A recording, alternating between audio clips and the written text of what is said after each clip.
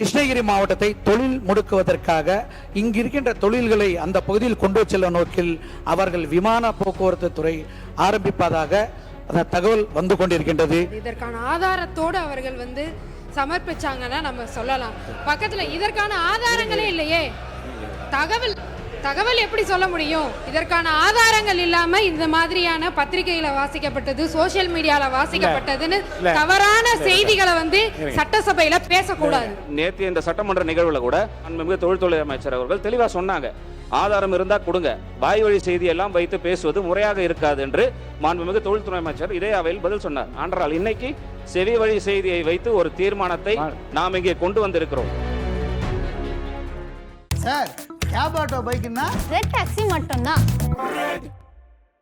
லயனா dates, இது தரும் ஆரோக்கியம் இயற்கையானது. லயனா பிரீமியம் டேட்ஸ். ஆந்திர மாநில முதலமைச்சர் இன்றைக்கு ஒன்றிய அமைச்சர் அவர்கள் கூட்டணியில் இருக்கின்றவர்.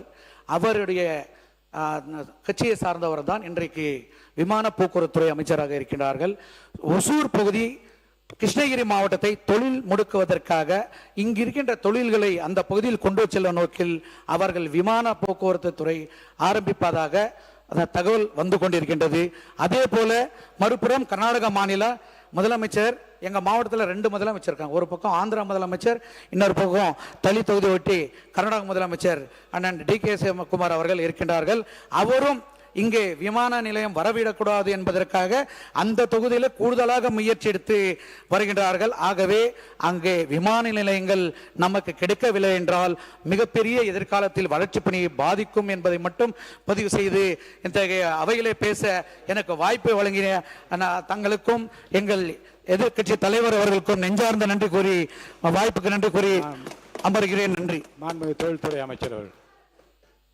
எதையுமே சமர்ப்பிக்க கூடாது. இதற்கான ஆதாரத்தோடு அவர்கள் சமர்ப்பிச்சாங்கன்னா நம்ம சொல்லலாம். பக்கத்துல இதற்கான ஆதாரங்களே இல்லையே. தகவல் எப்படி சொல்ல முடியும்? இதற்கான ஆதாரங்கள் இல்லாம இந்த மாதிரியான பத்திரிகையில வாசிக்கப்பட்டது, சோசியல் மீடியால வாசிக்கப்பட்டதுன்னு தவறான செய்திகளை சட்டசபையில பேசக்கூடாது. நேற்று இந்த சட்டமன்ற நிகழ்வுல கூட மாண்புமிகு வேப்பநாளி சட்டமன்ற உறுப்பினர் ஒசூர் விமான நிலையம் குறித்து கேட்டபோது மாண்புமிகு தொழில்துறை அமைச்சர் அவர்கள் தெளிவா சொன்னாங்க, ஆதாரம் இருந்தா கொடுங்க, ஆதாரத்தை வைத்து பேசுவோம், வாய் வழி செய்தி எல்லாம் வைத்து பேசுவது முறையாக இருக்காது என்று மாண்புமிகு தொழில்துறை அமைச்சர் இதே அவையில் பதில் சொன்னார். ஆனால் இன்னைக்கு செவி வழி செய்தியை வைத்து ஒரு தீர்மானத்தை நாம் இங்கே கொண்டு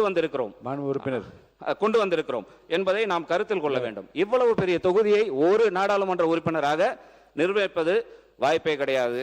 எனவே இன்றைக்கு இந்த சட்டம் வருமா வராதா என்றெல்லாம் இருக்கக்கூடிய சூழ்நிலையில் இந்த நேரத்தில் இந்த சட்டம் கொண்டு வருவதற்கான அவசியம் என்ன இருக்கிறது? எனவே மாண்புமிகு முதலமைச்சர் அவர்கள் உடனடியாக இந்த தீர்மானத்தை திரும்ப பெற வேண்டும் என்று பாட்டாளி மக்கள் கட்சியின் சார்பாக கேட்டுக்கொள்கிறோம். ஏன் என்று சொன்னால், நடந்து முடிந்த அனைத்து கட்சி கூட்டத்தில் நம்முடைய கட்சி உட்பட அனைத்து கட்சியும் சேர்ந்துதான் இந்த தீர்மானத்தை நிறைவேற்றிருக்கிறோம். இன்றைக்கு இந்த தீர்மானத்தை நிறைவேற்றணும் என்று சொன்னால் அன்றைக்கு ஒரு நிலைப்பாடு, இன்றைக்கு ஒரு நிலைப்பாடு என்று அரசியல் இரட்டை நிலைப்பாடு என்ற பொருள் ஆகிவிடும். மேலும் இத்தீர்மானத்தை நிறைவேற்றுகிறீர்கள் என்று சொன்னால் இதில் ஒருமனதாக என்ற வாக்கியத்தை நீக்க வேண்டும் என்று தெரிவித்துக் கொண்டு, ஏனென்றால் பாட்டாளி மக்கள் கட்சி நீங்க உங்க கருத்தை மட்டும் சொல்லி முடியும். எந்த வாக்கியத்தை போட்டு நிறைவேற்றுவதை பற்றி நான் முடிவெடுப்பேன். ஏன் அந்த ஒருமனதாக என்ற வார்த்தை அந்த தீர்மானத்தில் இருக்க வேண்டாம் என்று நாங்கள் கேட்டுக்கொள்வதற்கு காரணம், இந்த தீர்மானத்தை பாட்டாளி மக்கள் கட்சி பெண்களின் உரிமைக்காகவும் அவர்கள் அரசியல் அதிகாரம் பெறுவதற்கும் எதிராக நாங்கள் பார்க்கின்ற காரணத்தினால் இந்த தீர்மானத்தை நாங்கள் ஆதரிக்கவில்லை என்று கூறி அமர்கிறேன். நன்றி. மாண்புமிகு உறுப்பினர் முன்னாள் முதலமைச்சர் திரு எடப்பாடி K. பழனிசாமி அவர்கள். மாண்புமிகு பேரவைத் தலைவர் அவர்களே, மாண்புமிகு முதலமைச்சர் அவர்கள் கொண்டு வந்துள்ள அரசின் தனி தீர்மானத்தின் மீது அனைத்து இந்திய அண்ணா திராவிட முன்னேற்ற கழகத்தின் சார்பாக என்னுடைய கருத்துக்களை தெரிவிக்கின்றேன்.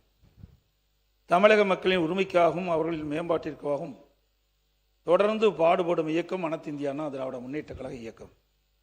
அனைத்து இந்திய அண்ணா திராவிட முன்னேற்ற கழகத்தின் தொகுதி மறுஅறை குறித்து நிலைப்பாடு தெளிவானது.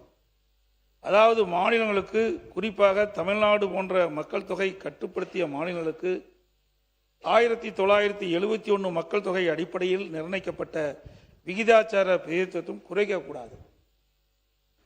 தமிழ்நாட்டுக்கு தற்போது 39 நாடாளுமன்ற உறுப்பினர்கள் இருக்கின்றார்கள்.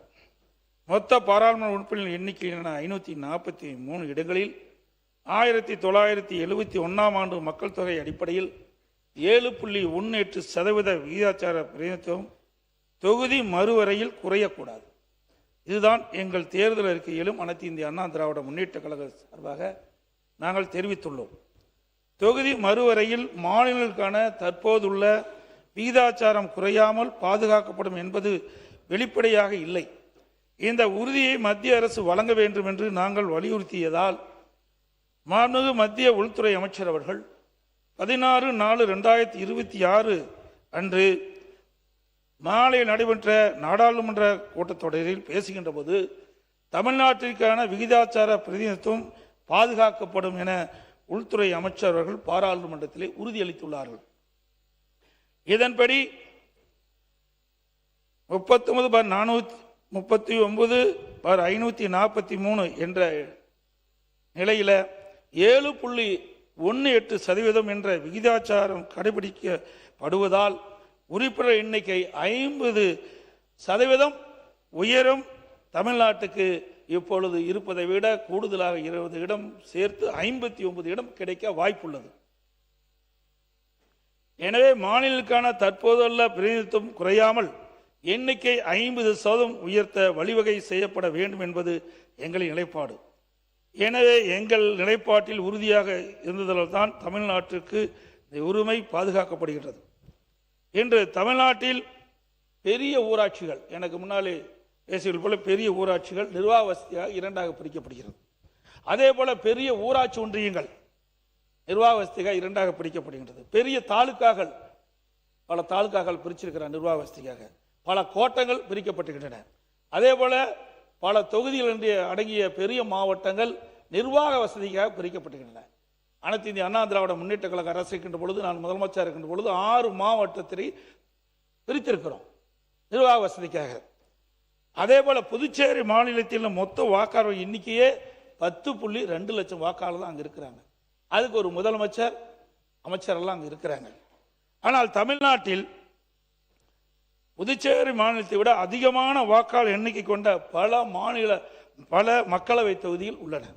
உதாரணமாக ஸ்ரீபெரும்பூர் தொகுதி 20,20,388 வாக்காளர் இருக்கிறாங்க. திருவள்ளூர் நாடாளுமன்ற தொகுதியில் 19,62,232 வாக்காளர் இருக்கிறாங்க. அதாவது சோழிங்கநல்லூர் சட்டமன்ற தொகுதியில் தமிழகத்திலே அதிக வாக்காளர் எண்ணிக்கை உள்ள தொகுதி அந்த தொகுதி. அதில் 5,36,991 வாக்காளர் இருக்கின்றார்கள். எனவே நிர்வாக வசதிக்காக வாக்காளர் அதிகம் உள்ள மக்களவை தொகுதி மற்றும் சட்டமன்ற தொகுதியை வாக்காளர் எண்ணிக்கை மற்றும் பரப்பளவின் அடிப்படையில் தொகுதி மறுவரை செய்வதில் எந்த தவறும் இல்லை. மத்திய அரசு தமிழ்நாட்டிற்கு எவ்வித பாதகமும் இல்லாமல் நாடாளுமன்ற தொகுதி எண்ணிக்கை தற்போதுள்ள விகிதாச்சாரப்படி, அதாவது 7.18% குறையாமல் தொகுதி மறுவரை செய்ய வேண்டும். சார், கேப் ஆட்டோ பைக்குன்னா ரெட் டாக்ஸி மட்டும்தான். லயன் லயனா டேட்ஸ், இது தரும் ஆரோக்கியம் இயற்கையானது. லயன் லைனா பிரீமியம் டேட்ஸ்.